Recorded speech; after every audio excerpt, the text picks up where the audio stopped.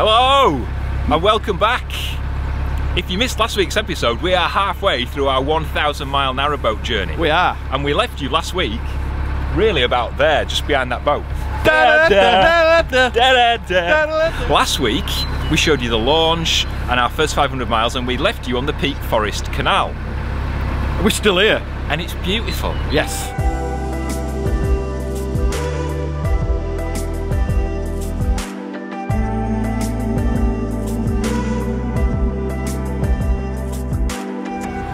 We had to leave the Peak Forest eventually, although I could have stayed here. Yeah. Hence, that's why we're back now. Yeah. But we did have to leave, and we went down the Macclesfield where it did get very cold very quick. Very quick. Onto the Trent and Mersey. Originally we were planning to do a right, well a left from the junction, but up the Trent and Mersey towards Middlewich. Yes. But we wanted to go through Harecastle Tunnel and just vlog that and have a quick trip to Westport Lake. How many times have we done Harecastle Tunnel now? I think it's 4. We did it once on the original boat. We did, yes. And then we went down and back in 2019. Yeah. And then we've been through it again this year. Yeah, so 4 times we've been through Harecastle Tunnel. It's still my favourite tunnel. It's an easy tunnel. It is, it's nice. And the fans and the big doors make it more interesting, and the skeleton about 500 yards in.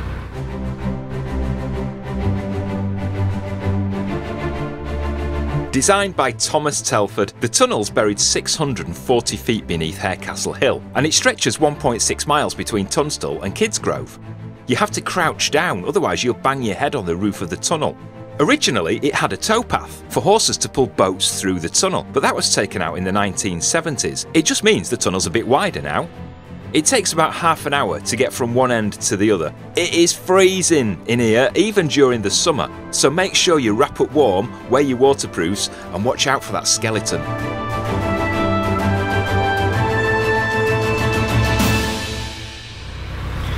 I would have loved to have gone in the original Brindley Tunnel, even though it's falling down. You know what I mean? Big it was a lot smaller as well, wasn't it? Yeah.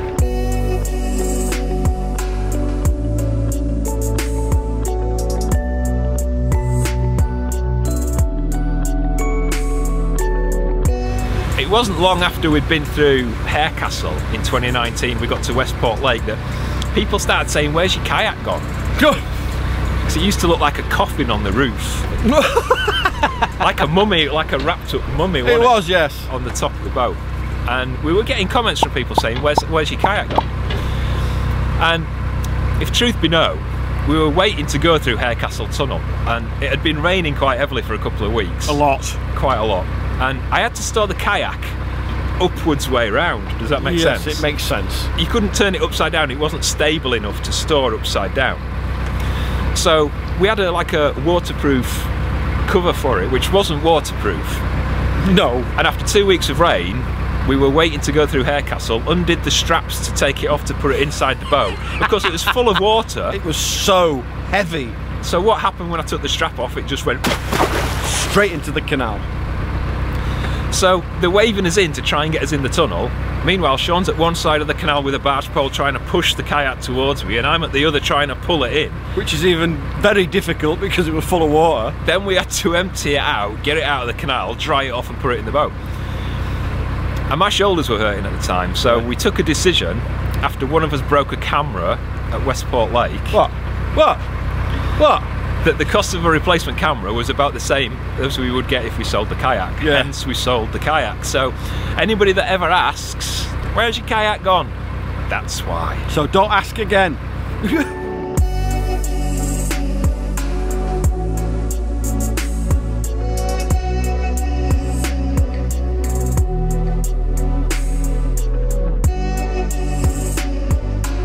We did eventually make it up towards Middlewich. Remember the guy? When I was trying to film talking about the Middlewich Breach, and he was just stood there. And every time I moved, he'd just kind of appear again, or he'd walk up the towpath 20 yards and then stand and stare from there and then walk back again when I started talking. Absolutely hilarious. Weird. But we did make it down the Middlewich and eventually onto the Shropshire Union to Nantwich. Oh, I liked it in Nantwich. It was really nice. It's like built on an embankment that goes around the edge of the town. It was lovely. The moorings were lovely, apart from the guy who tried to nick me bike that night. He was sorry. And I was running down the towpath in my pants. And we were getting so many messages, oh, you're running down the towpath in your pants. You're lucky I found pants on the way from the bed to the door. Otherwise, there would have been some censoring going on. I don't know whether I'd have used pixel or blur. I think blur would have been more smoothing, wouldn't it? Oh yeah, Otis thinks blur as well. Yeah, you're good.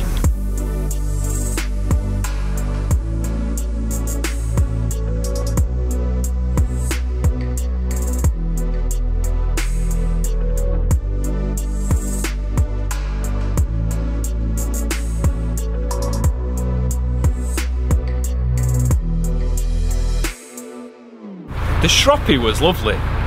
We had a couple of relaxing months on there, I think. We did. It felt like months, it might have been 3 or 4 days. But we came off there and went up the Wolverhampton flight, 21 locks. Do you remember that really noisy mooring at the top? Oh God. Every ambulance and paramedic in the West Midlands congregated in Wolverhampton on the days we were there. It's so noisy because the canal is just below one of the busiest intersections into.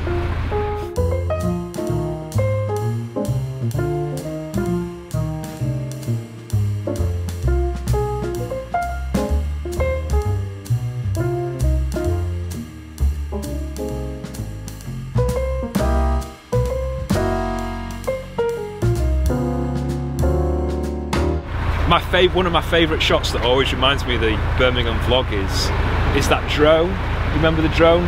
Where we were coming in, we'd gone onto the new line where it comes into Birmingham, and I got the drone out and kind of got this sweeping shot of this train going towards the city centre. And it's a fantastic shot, I love it. What I didn't realise at the time is I was stood right next to the prison. And if they'd, it's like Liverpool all over again, isn't it? Yeah. If they'd have known, it wouldn't have been good. It wouldn't have been good. I'm surprised they didn't come out and arrest me, to be honest.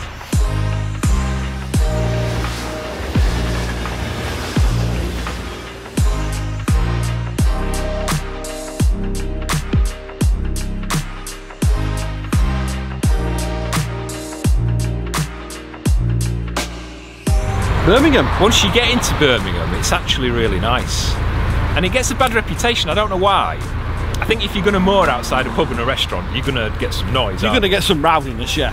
But we tend to moor around the corner where the Sea Life Centre is, the exhibition centre. It's a bit quieter. And I think the first thing I did was I was straight into the super dry shop.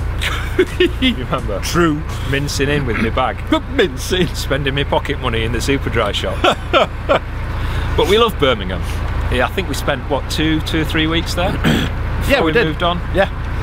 And then we went down the Worcester and Birmingham just for a little bit and onto the Stratford up on Avon Canal, which I think it's a bit like, what's the other canal I was thinking of, where the upper part is alright but the lower bit is nicer. Oxford? Yeah, the lower part of the Stratford upon Avon Canal was a lot nicer. Yeah, it was. Lots of locks going right down towards Bancroft Basin, which is lovely. Except we got there during the floods, so the River Avon was literally a couple of inches. From the top of the lock gate. Basin we were in, they have like jetties, pontoons that float up and down with the floodwater, but there was only like that much give, wasn't there? And the weather warnings were that the water was going to get deeper, so we were a bit biting nails. And then Sean got food poisoning. Oh God, yeah, that was fun. Where his bowels literally exploded. Didn't they? True. I heard this kind of whimpering in the bedroom. Which I'm used to after 28 years with him. But no, it was coming out of every orifice. Oh, it was bad. Uncontrolled. It cost us a new bedding, some new joggers, lots of new pants. Yeah. It wasn't pleasant, was it? No. And then what did we do the day after? We went back for another Nando's.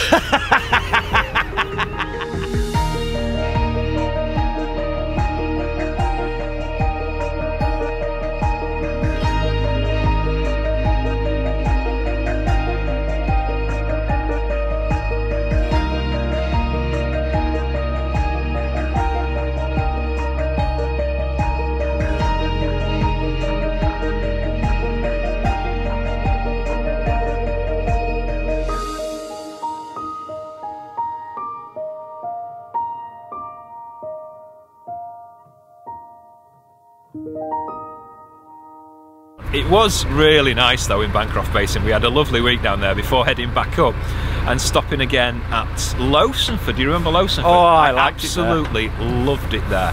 There's a pub called the Fleur de Lis, as in the pies, and they still make the pies, homemade pies, and they are gorgeous. Beautiful. With a pint of Guinness, well, Coke for me, but Guinness for her, and it was lovely, wasn't it? It was. And Josh was nice as well. Oh.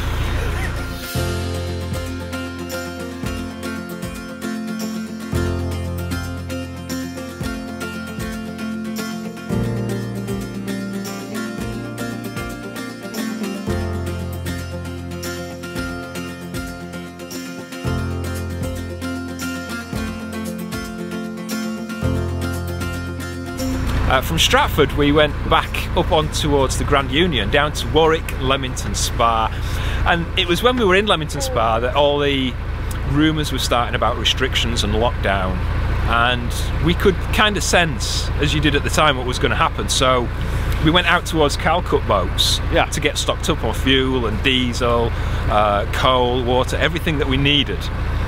And then when they announced lockdown, we were at Napton Junction. And originally we were going to go left at Napton Junction towards Braunston. And that's where the joke, we're not going to Braunston, came from. Because we decided, because of the restrictions, that it would be too busy in and around Braunston. Yeah. So we did a right onto the South Oxford and moored up at Marston Doles, near the water point, just out in the middle of nowhere. And we saw like one person every couple of days walking, the farmer walking his dog. And it were a lovely spring. Beautiful. The weather was just amazing, and literally spent 3 months naked. I didn't wear clothes for like 3 months, just outside the boat sunbathing and just sat outside and inside, and it was just the most amazing 3 months, wasn't it? Yes. And the location was brilliant. It was just so beautiful there. And the Oxford then, it was just lovely all the way down towards the Thames. Yeah. I think some of the highlights of the Oxford was you rescuing the deer. Oh God, yes, that was awesome. We were doing about this speed, and a young lady walked by and said, I think there's a deer in the lock. So we kind of put his foot down and went from 2 miles an hour to 2.5 miles an hour. We ran towards the lock. We jumped off and ran towards the lock. We couldn't see it at first, could we? No, I ran down and I'm looking for it and couldn't see it. And it was right underneath me on a ledge, under a ledge. And it wasn't moving. I thought it was dead when I saw it. And I put my hand in to try and get it, but I was holding a camera, put my hand in, and that panicked it, spooked it, so started swimming down the lock. But Sean was the hero of the day. He just literally grabbed the bull by the horn, apart from it being a deer, and pulled it out, and off it went. And it wasn't as heavy as I thought it was going to be. I was worried you were going to get gored. Gored? Yeah, like... You know what I mean? Yeah, I know. No, he kind of... If you watch the video again, the only thing I feel bad about is the deer banged his chin as he kind of landed. Yeah. And you see him bang his... And I think, oh no, I hope he didn't get an ulcer. Do you know what I mean? Or better to bang his chin than drown. Crack a tooth.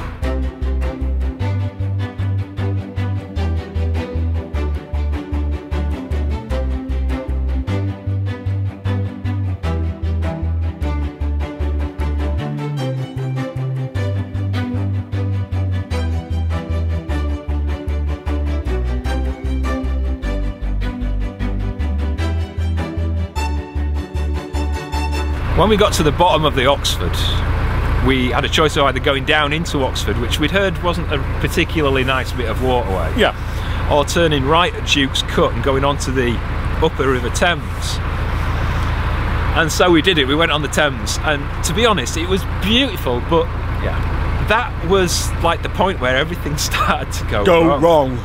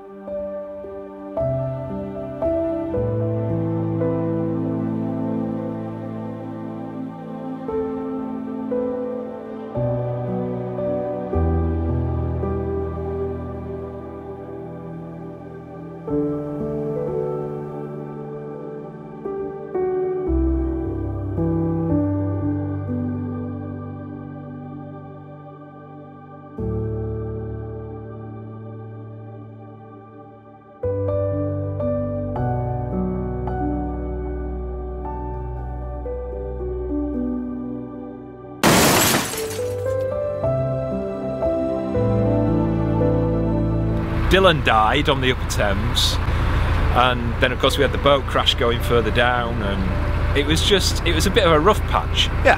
But then again, a lot of good things happened. I mean, Lady Milk. In Lechlade? We were trying to work out what Lechlade meant. Is that lady? Milk lady? Lady Milk. No, you cannot say that.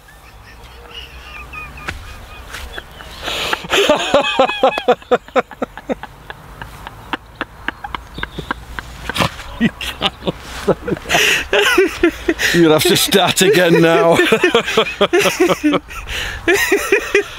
Oh dear. Then of course there was the skinny dipping. Yes! The Upper Thames was just lovely, and we were having a bit of a heat wave, temperatures in the 30s, and it was amazing just being able to jump in the water. It was so clean up there towards Lechlade. Just jump in, and we were skinny dipping like every day. It was just amazing.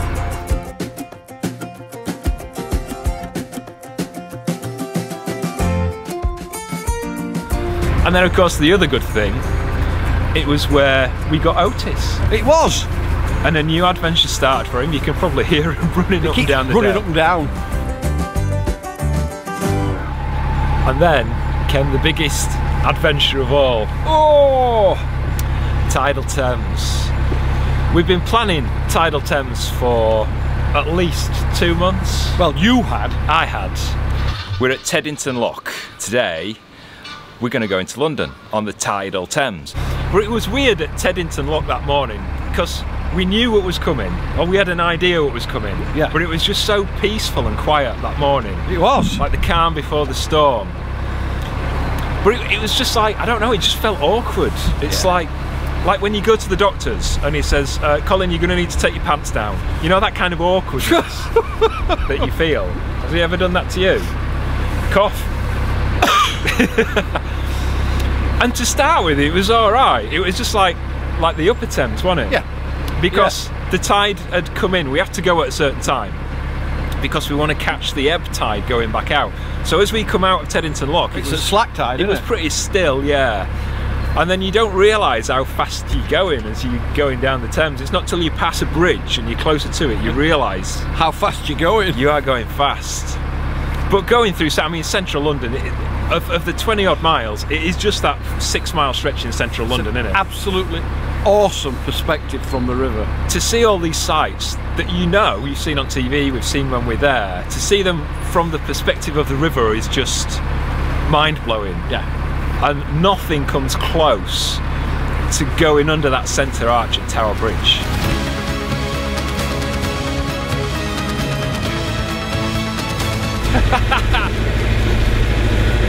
Awesome. That is just the most amazing thing, going under the centre arch of Tower Bridge in London. That is by a mile, a million miles, our most favourite thing on Narrowboat Silver Fox ever. That is just an amazing sight.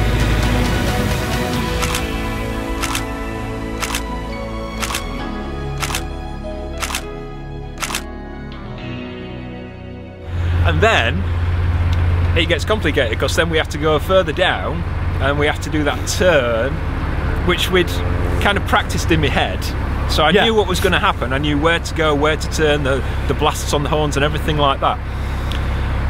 But it was still scary because we'd heard so many scary stories about that turn into Limehouse. Yeah. About boats getting slammed into the wall on either side. We were close. And we literally came like 2 inches, didn't we? We were close. We literally came 2 inches, but we made it. And then once you got through Limehouse Lock, which in itself is a weird experience because there's no sluices. So they basically opened the gates to let water in. And I'm stood at the front with the rope and the camera, and he opened the sluices and the water's just coming towards me and I'm like swearing. Oh my God. And going back was different because we came down in the morning. It was a Sunday as well. Yeah, Sunday morning, so it's like 7, 8, 9 o'clock. We got to Limehouse 10 something. Yeah, we'd hardly seen, I think we'd seen one other boat. Yeah, it had been really quiet. And then going back out, it was the afternoon. So it was busy with traffic. The trip boats were out, the Uber boats were out, the barges were out. And it was a lot busier. So the river was a lot more choppy, so it was a different experience, wasn't it? Yeah, it was, yeah. And the heat. Oh, It was the hottest day of the year, about 35, 36, maybe 37 degrees. yeah, it was, yes. We were absolutely boiling, and I couldn't jump in the river that time to cool down. Oh, not in that part. But it was a relief to come off at Brentford, wasn't it? Because it was an amazing feeling to get back on a canal. we'd been on the river for about 2 months, I think, maybe just over 2 months. Maybe a bit longer, yeah. And we were ready to come off it. Even though the adventure had been amazing, we were ready to come off. And we thought once we got back on the canal, oh, that's it, nice and peaceful again. And it wasn't, because that first... Within the M25, really, isn't it? Yeah, within the... Well, I mean, as far as maybe towards Milton Keynes, nearly 80 miles away, it's still busy, because so many people want to live and work and commute into London. So... All the mooring spaces are taken up. Yeah, and there's just some of them are like shanty towns, aren't they? That seem to move every couple of weeks another mile up the canal. Yeah. So the opportunities for mooring were quite limited, but I think once we got past Milton Keynes, it was more like the canals that we knew again, Yeah, wasn't it? it was, yes.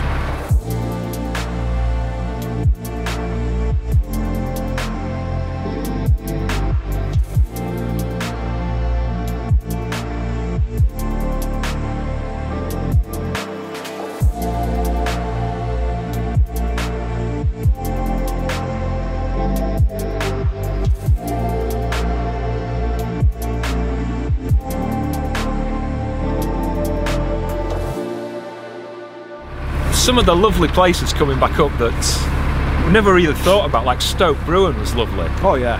And then as we came further back up, there are places like Rugeley. I thought Rugeley were quite nice. I loved the story of the murder, the bloody steps, and also the Rugeley poisoner, and all these little stories that you never think about. And the countryside was lovely as we were getting further north again. Yes.